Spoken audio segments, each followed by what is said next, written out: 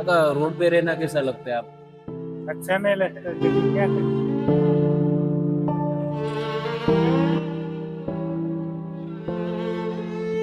काका इसमें से भंगार चुनते हो आप?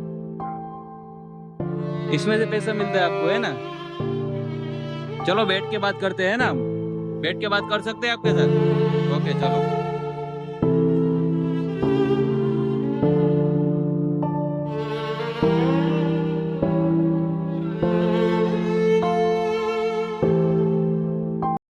નમસ્કાર, જય હિન્દ, જય ભારત દોસ્તો ફરી એકવાર તમારું નવા વિડીયોમાં સ્વાગત છે. દોસ્તો હું છું અનિકેત તડિયા અને અમે અવારનવાર રોડ પર રહેતા લોકોની મદદ કરતા હોતા હોઈએ છીએ. આજે અમારી સાથે એક કાકા છે. એ કાકા રોડ પર અમને મળેલા અને અહીંયા જોઈ શકો છો કે જે ભંગાર વીણી અને જેમાંથી જે પણ પ્લાસ્ટિકની બોટલ વીણે છે અને એમાંથી જે પણ રૂપિયા મળતા હોય છે એમાં પોતાનું ગુજરાન ચલાવે છે. કહાની તમને એમના અવાજથી સંભળાવવાનો પ્રયત્ન કરીએ, તો વિડીયોને છેલ્લે સુધી જોજો અને તમારા હરેક ગ્રુપમાં શેર કરજો. श्यामभाई, અને કાકા શું કામ કરો છો? पहले कलर का काम करता था, हाँ, अभी काम नहीं है इसके लिए भंगार सुन। भंगार सुनते हो? तो अभी बारिश आती है तो आप कहाँ पे जाते हो? ऐसे इधर ऐसा तो झोपड़ा झोपड़ा देख के यहाँ पे ही सो जाते हो? तो आपके परिवार में कौन कौन है वो पहले बताइए. परिवार वाले गाँव में।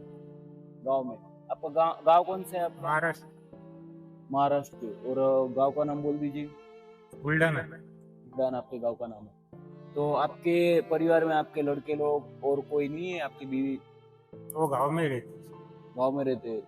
तो आप यहाँ कितने रुपए कमा लेते हो? यहाँ ज्यादा नहीं, 100-150 रुपये मिल गए। 100-150 ही मिलते हैं. तो उसमें घर गुजारा वो सब खाना पीना कैसे होता है? ठीक है, थोड़ा बहुत तो चलाना पड़ता, कभी मंदिर पे जाके खाते। मंदिर पे जाके खा लेते हैं, ऐसा है? ऐसे ही घर चलता है. और अभी बहुत ज्यादा बारिश पड़ती है तो हमने देखा था यहीं पे बैठे थे, तो यहीं पे बैठे रहते हैं. ये पे वो ये सड़क ही आपका घर है, ऐसा ना? रोड़ी आप ऐसे आप पहले क्या काम करते थे? कलर का ही काम करते। कलर का ही काम करते. अभी ये सब चुन रहे थे, उसमें क्या है? बोतल सब बोतल और प्लास्टिक प्लास्टिक. उसमें से आपको कितने रुपए मिल जाते हैं? 100-150 मिल जाते। 100-150 रुपये मिल जाते हैं. पूरे दिन यहाँ सड़क पे से रोड पे से ही चुनना पड़ता है ना? एक एक बोतल चुनना पड़ता। ऐसा है. काका रोड पे रहना कैसा लगता है आप? अच्छा नहीं लगता लेकिन क्या करें, मजबूरी है, मजबूरी है, अपने घर का। घर का कर नहीं है, ऐसा है.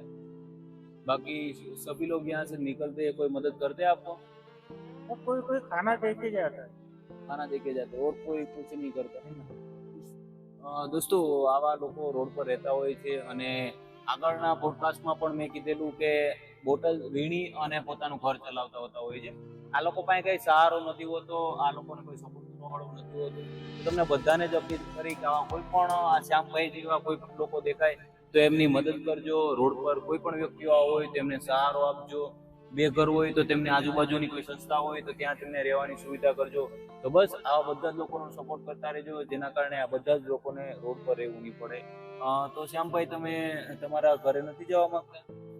जाएंगे अभी बारिश में, बारिश होगी तो आप कब घर पे जाएंगे? वो 2-4 महीने के बाद। 2-4 महीने के बाद जाएंगे? अभी नहीं जाएंगे? क्यों नहीं जाएंगे? अभी बारिश चालू है, उधर जाके भी क्या करें। ऐसा है. थोड़ा बहुत खेती है हाँ हाँ. गाँव में, खेती घर बार सब है गाँव में। तो खेती कौन करता है वहाँ पे? बच्चे लोग है ना मेरे। बच्चे लोग आपको कॉल बॉल करते हैं कभी या नहीं करते? हाँ, कॉल तो वो लोग किस में कॉल करते हैं आपको? मैं कॉल कर। यहाँ से किसी पे 5 हाँ, किसका भी मोबाइल। ऐसा है, बहुत दिक्कत है ना. तो श्याम भाई बारिश पानी का बहुत बारिश का बहुत तकलीफ रहता है ना. કઈ નહીં દોસ્તો, જોઈ શકો છો શ્યામભાઈ કેટલી મુશ્કેલીઓ સાથે જીવન જીવવું પડે છે એ તો એ જ વ્યક્તિ જાણતા હોય છે. આપણા બધાને રહેવા માટે ઘર, ખાવાનું, રહેવાનું, કપડાં મળી જતું હોય છે. આવા લોકો માટે બહુ મુશ્કેલ હોય છે. બસ આવા લોકો માટે, બેઘર લોકો માટે તમારાથી બનતો સપોર્ટ કરજો.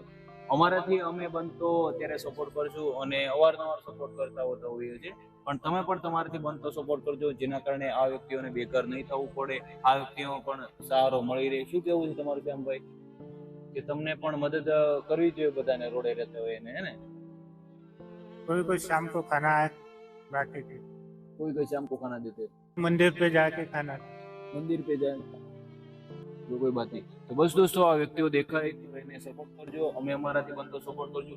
સાથે સાથે અમારો હેલ્પલાઇન નંબર અને બધી ડિટેલ આપેલી છે, એમાં તમે મદદ કરવા માંગતા હોય તો અમારો કોન્ટેક્ટ કરો, જેનાથી આપણે બધા જ સાથે મળી અને આ વ્યક્તિઓની મદદ કરી શકીએ। તો મળીએ છીએ એક નવા વિડીયોમાં અને વ્યક્તિ સાથે, નવા ઉમેદ સાથે અને એક નવા વિચાર સાથે। જય હિન્દ, જય ભારત।